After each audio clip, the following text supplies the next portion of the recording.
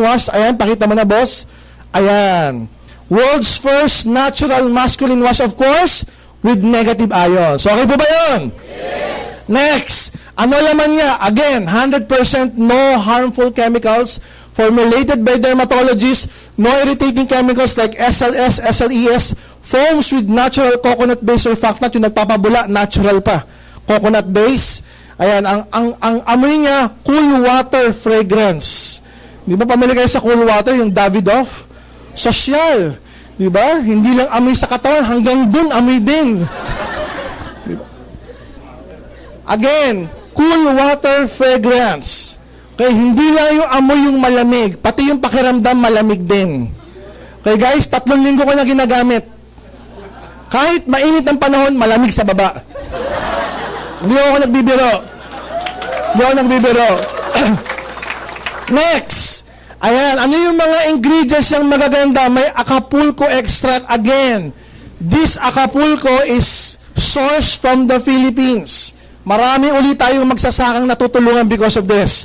Maganda ba yan pag may product kang natutulungan, may Filipino farm, pag may product kang binibili at ginagamit, at kumikita ka ron, meron kang Filipino farmers na natutulungan, maganda ba yun? Yes. Okay, because it's naturally sourced. Ano ang Acapulco? It's a very potent antifungal, antimicrobial, antibacterial, and antiviral. Okay? Agent. Nagagawa niya yan. What else? May aloe vera din. Na-discuss na natin yung aloe vera. Okay? Disinfectant, germicidal, antiseptic, anti-aging. Bakit anti-aging? Mababawasan ba yung kulubot? Tignan natin. Next. Guys, ito yung masarap. Cool sweet peppermint essential oil. Sabi ko nga kanina, malamig yung pakiramdam. Okay, malamig yung pakiramdam. Yung iba nagtataka, Dok, bakit kinakailangan maglabas ng masculine wash? Pansinin nyo, sa buhok may ginagamit kang shampoo. Tama. Minsan, hindi ka pa kontento sa shampoo, meron ka pang? Oh, may conditioner ka pa. Yung mga babae, minsan hindi pa natatapos sa conditioner. May nilalagay pa pagkatapos na yung mga leave-on. Tama. Every now and then, nagpapaano pa ginagawa sa parlor? O, nagpapa-hairs pa. Ang dami pang ginagawa sa buhok. Buhok lang yan. Ano ba nandiyan? Yung ulo mo lang.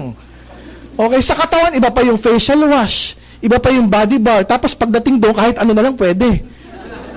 Nagigets mo ba? So, dapat specific din. The good thing with this, nag-i-introduce tayo ng bagong culture. Pag nag-i-introduce ka ng bagong culture, ang sarap pag-usapan yan. Partner, nagamit mo na ba yung masculine wash? Saan nilalagay yun? Sa bibig? Hindi nila alam. Meron ganun. Akala mo, feminine wash na, may masculine wash na, all natural pa. Di ba? May antibacterial, antifungal, antimicrobial. Di ba? Meron pang peppermint essential oil, tapos amoy cool water pa.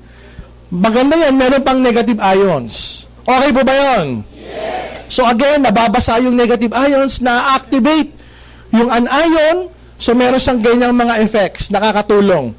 Malinis na, fresh ka pa, yan pa yung mga properties. Next, ang goal natin guys, maging #1 player ng masculine wash. Kasi pangalawa pa lang tayo sa Pilipinas.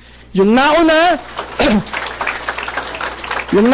available na sa Watson, available na kung saan-saan, chemical base. Mabango lang. Yung sa atin, bukod sa mabango, natural base, may health benefits pa. Okay? Ang dami pa natin diniscuss about negative ion. May kitaan pa. At nakakatulong pa sa mga magsasakang Pilipino because of those ingredients na binanggit ko na source here in the Philippines.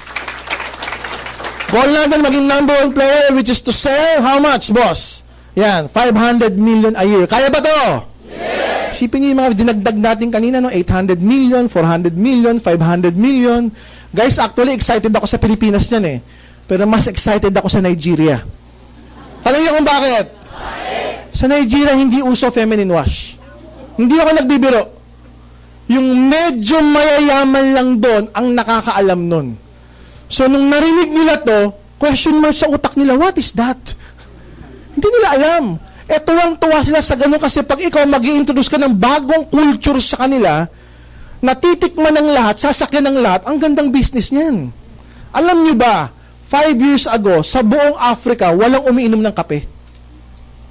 Hindi nila alam ang kape. 5 years ago, ang alam nila, tsaa. Because they were colonized by the British.